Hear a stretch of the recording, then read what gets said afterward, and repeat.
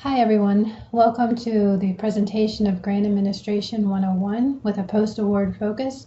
My name is Jordan Ott. I'm the Director of the Office of Extramural Support here at UW Extension, and I'm presenting on behalf of the Funding Resource Hub Coffee Break, September 7th, 2017.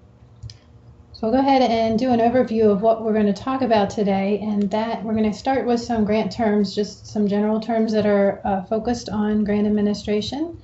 Then I'm going to talk about the roles and responsibilities of the different positions that make up grant administration, our team players, and then talk about the rules of the game, the regulations and guidelines that we use when working with grant administration. And then we'll talk about some support and resources that we have here, and then I'll wrap up with a recap. So just to kick things off, the main point I want to make with the term grant administration is that there are several terms that mean the same thing, and that stems from the fact that many different types of funding, such as a cooperative agreement or a contract, are also referred to as grants. So grant is kind of an all-encompassing term that means funding coming into our organization.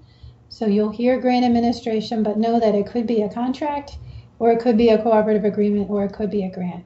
I think that the history of that stems from the original funding that was received from states and the federal government tended to be grants, and then as time went on, different venues of funding came about.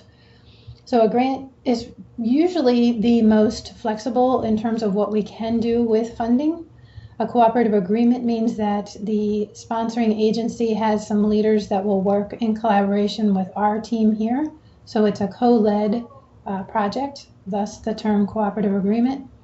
And then a contract is more specific with a work scope and some pretty stringent guidelines on what we can and can't do with the funds. So a contract is the most restrictive. Cooperative agreement involves leadership with the agency, and a grant is to us with some pretty flexible guidelines in terms of what we can do for spending. So when we talk about grant administration, just know that it can also be referred to as research administration or sponsored programs administration. Depending on who you might collaborate with, their offices in their different universities or institutions have different names. We're all talking about the same thing. We're talking about administration of the funds that we receive to do projects. So, some grant terms that are very common for post-award administration. I'm going to talk through these terms here on this slide, but know that this is not all-inclusive. So we kick it off with a notice of award. Once we have a successful application, the sponsor sends us a notice of award. It's a very important document. It holds a lot of the information that we need to administrate the award. So first of all, it notifies us that we have funding, provides the period of performance that we can utilize those funds, and with a beginning and start date. It identifies who our leader is, who the responsible party is for those funds to carry out the project, and that's the principal investigator, or here at Extension we commonly refer to that person as a project director or program director. PI is usually, principal investigator or PI is usually affiliated with research. We don't do a lot of research here, so many of our leaders here are referred to as project directors or PDs.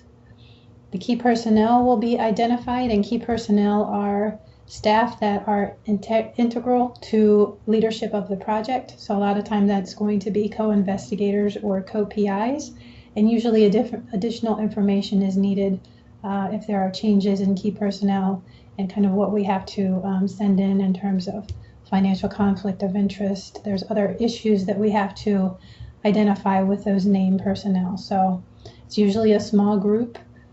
And while I think we all could argue that the whole team is key to the project being successful, we do identify through the sponsor some people as key personnel. Terms and conditions are the guidelines that we're given on how we can spend and what we can do with the funds received, and those come from the sponsor to us. There may be additional conditions, and those are referred to as special award conditions or SACs. An example of that would be above and beyond the normal reporting that we do for a project, the sponsor may ask that we submit an additional special financial report or additional backup for expenses or an additional programmatic report. So those things will be outlined as special award conditions, and they're just above and beyond the normal conditions that come from the sponsor. The approved budget is what we have to go by in terms of how we can spend the funds for the project. It may be different than what was submitted on the application, and a lot of times it is. It's important to make sure that that's the budget that we're moving forward with. That's the one that the sponsor has said, yes, these are where your funds are allocated, and this is what you can do with the funds. The subaward would be something we create after we receive our notice of award, and that is basically the same terms and conditions that we receive from the sponsor. We then establish awards and send those to our subrecipients. Thus, they're referred to as subawards. So we flow down the same conditions that we have from the sponsor to our subrecipients. And the last two grant terms here are the reports, the technical report and the financial report. The technical report is usually the programmatic report, talking about what the project has completed to date in terms of work and work scope. Financial reports are what we submit to get reimbursement for funds expended and identify where our funds have been expended to date. So again, these are common grant terms that you'll hear in terms of post-award administration. So this slide was shared with me, and I thought it was important to kind of point out and kick off the section where we're going to talk about the team players and roles and responsibilities. And this slide is titled Grant Life. And I would ask you, well, what's wrong with this picture? And other than the fact that it's very busy and does show a pretty convoluted process here between an applicant and a funder, what I would point out is that the applicant is at a desk by themselves where the funder has a table of people working together. And I would like to say that as an applicant here at Extension, you are not alone. Please know that we also have a table of people who can help you with anything in reference to post-award administration. And that goes from your local administrator to your divisional support, all the way up to the organization here at OES with our grant accountants and staff that we have here. So please know you're not alone. It is a lot. There's a lot in grant administration, but we have a lot of good people who know what they're doing here, and we're happy to help. So what's wrong with this picture is you're not alone. We're all in this together. So just to emphasize a little more concisely what I just said, that grant administration really is a shared responsibility between the sponsor, the project director, the department that houses that project director, the division, and the Office of Extramural Support. Each area has primary responsibilities, but in the end, we're all in this together, and we're all here to make sure that we're expending those funds legally and in the best way possible.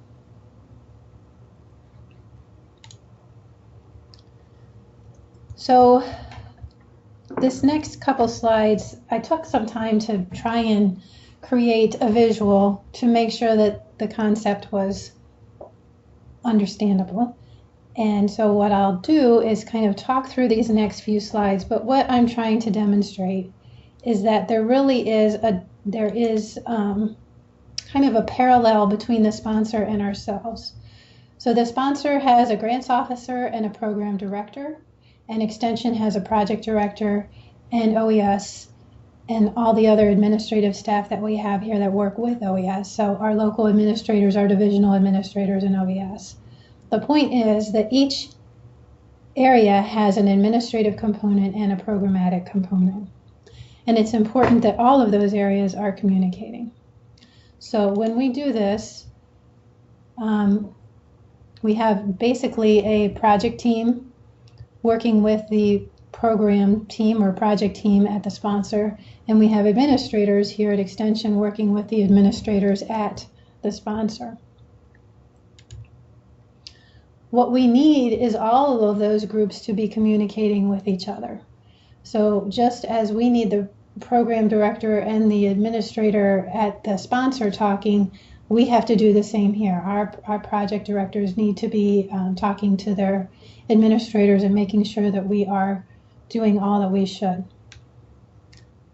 What happens, this is the worst case scenario, where we don't have anyone communicating with any group.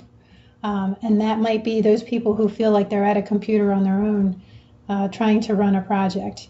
We really need to get everyone on the same page and communicating at the same time. Otherwise, we have a very inefficient process, and it ends up costing everyone more time and effort in the end. So this is a scenario we do not want. This scenario is what we usually run into, and this is kind of where I would throw the flag of caution, where we have the program director and the extension project director in close communication, doing the project, doing exactly what they need to do in terms of the project and program. However, what usually happens is that the administrative staff, either at the sponsor or here at Extension, are left out. So they might be hiring new staff, or they might have a change in work scope, or they might decide to do something different. And so when an administrator gets wind of it, they'll say, well, my program director said it was okay. Well, that's only half of the okay that we need. We also need the administrative half of the approval to make sure that we're in compliance with the guidelines that we have from whatever sponsor that is. So while that communication is key between the sponsor and our project director in terms of the programmatic aspect of the project, we also need that administrative component involved in communicating. So this would be a visual of it all working together.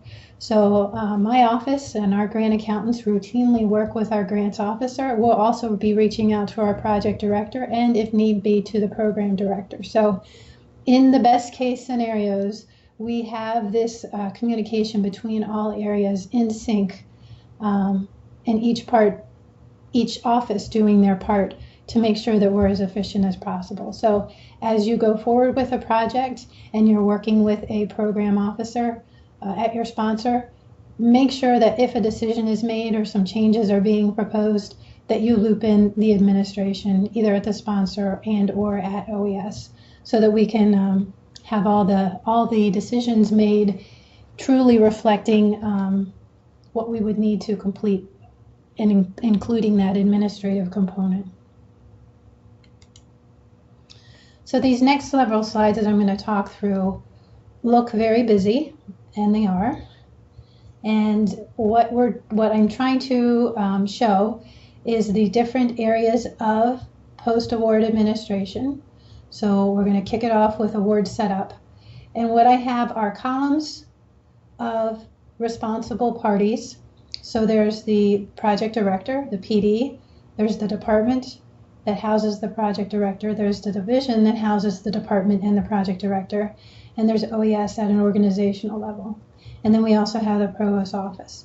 So through each of these different kind of responsibilities in post-award administration, I'll identify who's involved in each of these kind of processes, but the yellow boxes highlight who is the primary person responsible for that. So as we go through this, I think you'll see that the team effort is certainly identified because there's several parties involved, but I'm trying to identify who that primary person that we're going to look to be responsible for that aspect is. So for award setup, we receive that notice of award. We need to set up an award. In doing that, we need to confirm that the compliance issues are in place. So there might be some training that needs to be done, whether it's effort certification, financial conflict of interest, human subjects training if there's IRB involved. We're going to look to the PD to ensure that the staff involved in the project, in addition to the PD, has met all of the compliance requirements that need to be in place before we can utilize those funds.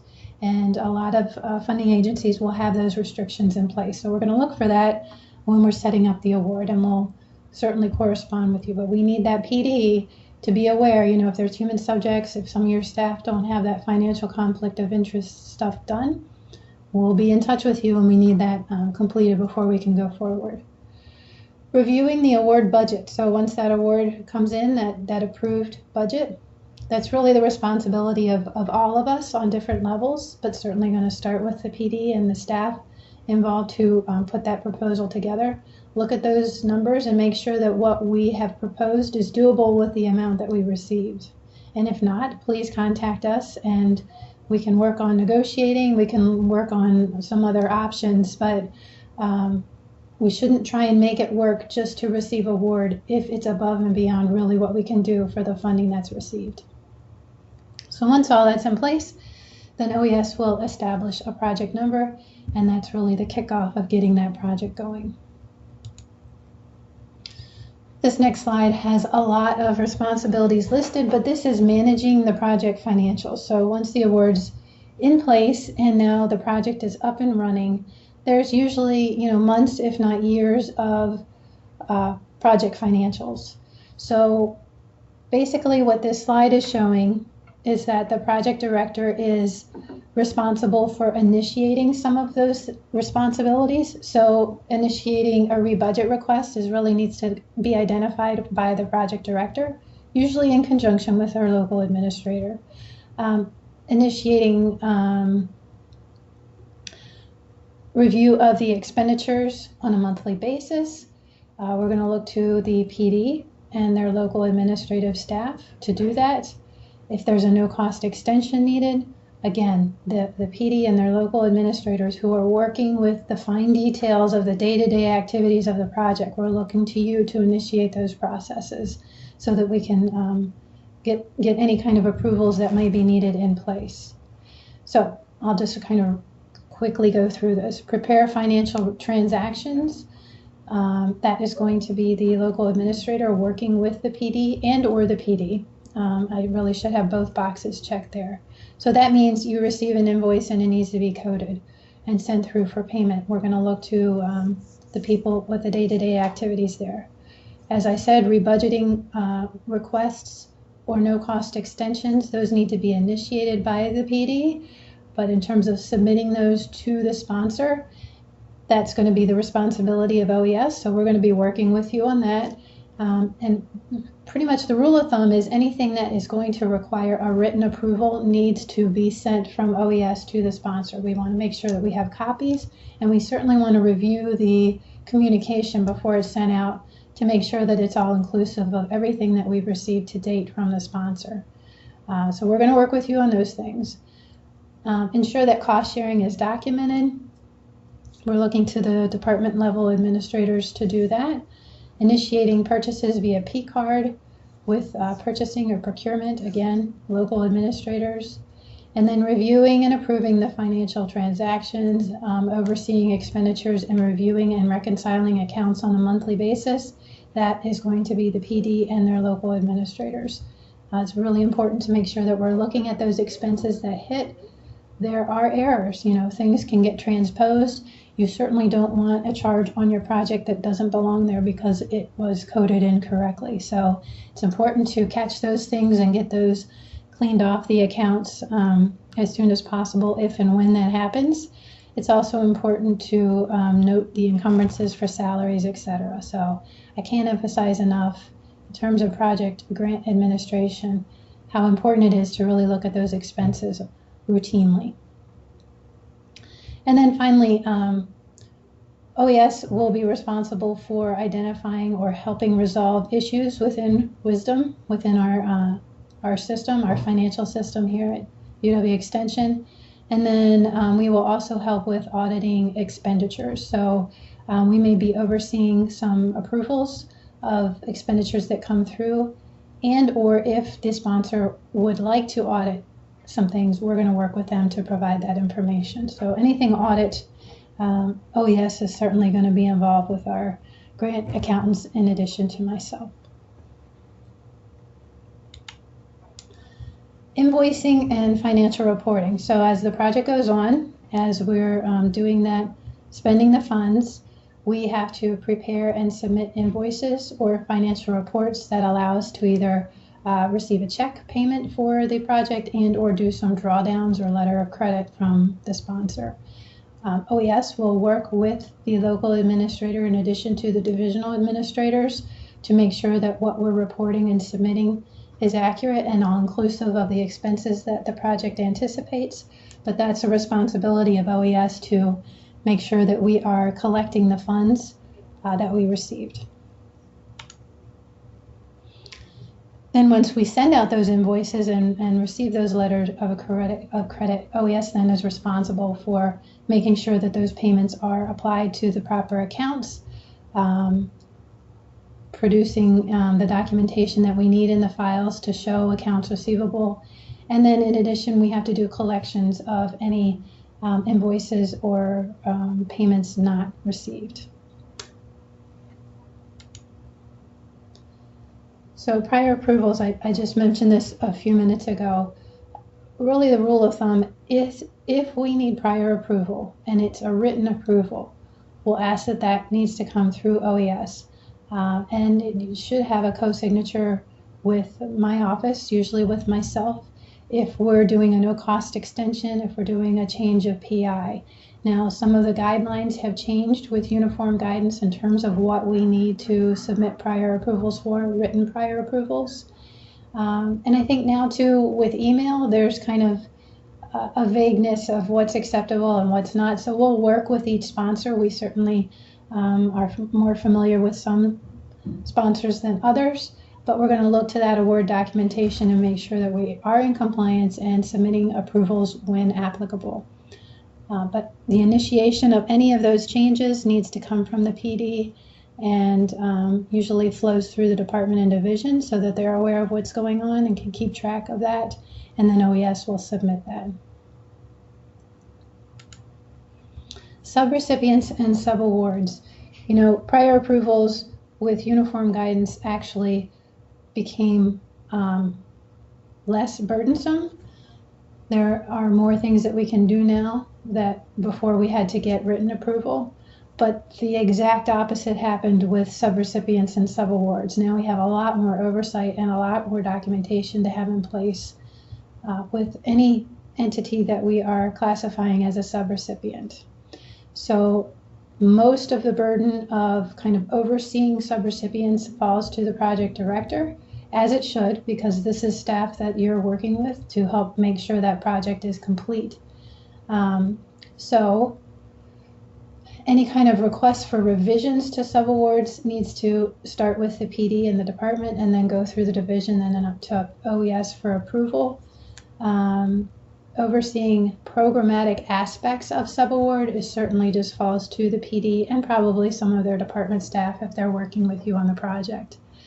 Prepare, negotiate, and execute subawards. The division actually kicks those off, the draft, and then gives them to OES, but we're looking to the PD and department to make sure that we have the appropriate work scope, etc., involved in that. And then reviewing and approving subaward invoices. So once those subawards are in place, we're working with the subawards as their invoices come in for payment. We're looking for the PD to approve the work on there. So please don't approve a subaward invoice if the work hasn't been completed. We can't pay for work that's not been done. If that's the case, and if you're having issue with a subaward, please contact my office. We will work with you. It can be your grant accountant, it can be your divisional administrator, but preferably it would be OES, and we'll work with you to make sure that we can get that resolved and address any issues that are out there with subrecipients. And then this last subrecipient monitoring really falls to all of us. We're all responsible for overseeing what's happening with those subrecipients and any payments and reporting that comes from them. Then we have the technical data and project reporting. That all falls to the project director as it's the programmatic aspect of the project. So ensure the integrity of the project data, if there's any that's collected with a project, and any outputs that we're doing, whether we're creating brochures or educational materials, all of that needs to be in quality, and we're going to look to the PD to provide that. Prepare and submit technical reports to the sponsor. The PD is going to do that. OES may be copied if required. by the award. And then maintain the official copy of the technical report. All of this is really, the programmatic aspect of the project, and we're looking to the PD to complete those things. Personnel and effort reporting, because we are recipients of federal funds, we have to track and document and record and have reports on hand that show that there is oversight and approval for any salaries charged to projects. So in personnel effort reporting, a lot of this we look to the department, whether it's the effort coordinators or project staff that are kind of overseeing how those salaries, et cetera, hit on projects. But the PD certainly is involved also.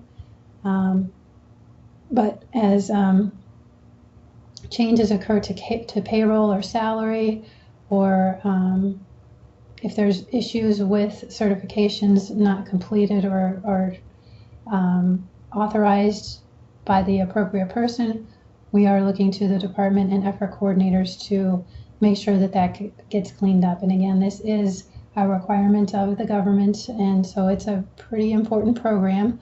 We have eCert is our system that we use here, but for this responsibility in terms of grant administration, we're looking to the PD, the department, and the effort coordinators to make sure that this is done correctly. So project end and closeout. We're at the end of the project, we're at the end of funding. If there's an early closeout situation, the PD needs to notify people of that. I have not seen that too often. Usually there's not enough time, but it could happen. Ensure that all appropriate expenditures have been posted to the accounts. We're looking to the department staff or project staff that are working with the PD. They're going to be familiar with where the project is and what's kind of coming through. Prepare the final financial invoice report. That's going to be OES, and OES grant accountants will reach out to the project staff to ensure that all expenses have hit and transfers, etc., have been completed before we complete that final financial report. Resolve issues related to unreconciled accounts. That's going to be the department in collaboration with OES and the division to make sure that we can clean up any kind of loose ends that are sitting there. Ensure that financial reports have been submitted to the sponsor. OES is responsible for that. Monitor submission of final technical reports. That's going to be the PD. Again, that's the programmatic reporting. The next two items here, the final invention report and patent reports, those are a responsibility of OES, and we certainly will reach out to the PD. We don't usually have these things, but it's a report that we're required to submit. So OES will reach out and ensure that we are reporting accurately. Inactivate the award account in the financial accounting system. That's a responsibility of OES. And maintain official project closeout documents for sponsored projects. Again, that's OES. And the department also will have some records, but in general, the auditors are going to come to us first. So audits, one of the things that you'll routinely hear from myself and the staff is that we document and we do most of what we do to be prepared if and when audited. So it's very important that we have proper documentation in place. We certainly do have audits, and we want a clean document trail. So when we ask for things, it's not because we want to be burdensome, it's because we truly need that to document appropriately. And we're going off of audit reports and other universities that are getting audited and seeing what's coming out of their audits. And so there's kind of a grant administration group, a research administration group that's familiar with what is being looked at. And so when we ask for audit information or ask for documentation, it really is because we're trying to document and make sure that we're in compliance with the rules and regulations that we have. So given that long intro, in terms of the two responsibilities that kind of flow through for audits, we are required to complete an A133. That term is now obsolete. It's a single audit. We do that through the state. So each year we kind of update once that audit's been done and we have that information. A lot of sponsors will ask to see that. So OES is responsible for making sure that we get that either through the controllers or from the state. In addition, we have to provide support and or documentation as requested by auditors. OES is the primary entity responsible for that. We're going to go to everyone for support depending on what's being asked for. So I'll wrap it up with, in terms of roles and responsibilities with ongoing training. It really is each of our responsibilities to make sure that we're training staff appropriately, and it depends on what it is. You know, if it's a programmatic project hire and they need to work on the project, we're going to look to the PD and department to provide that. If it's a new administrator within the system at a department or divisional level or organizational, we'll look to OES and to divisions to help in training with that. So I just kind of throw that out there. In terms of training, depending on what it is, we really are all responsible for ensuring that our colleagues and team players have a good foot up on how things work. So rules of the game and regulations. I think the main point here is that there are common sources that we refer to for how we can expend the funds. So most of those come from the federal government, and that's through the Code of Federal Regulations. You will hear the term uniform guidance used a lot. It's also referred to as 2 CFR 200, and that's the Code of Federal Regulations that applies to grants, I believe, or sponsor projects. And then there's also FAR clauses that are referred to in contracts. So those are the main kind of root sources of regulations that we have for funding that we receive. In addition, the different agencies within the federal government have grant-like guidelines, and they also may apply some of those special award conditions that I talked about before. So any and all of these different sources from the federal government can be referred to in an award. In addition, we have state regulations. One that stands out probably the most is our procurement and purchasing regulations that we have through the state.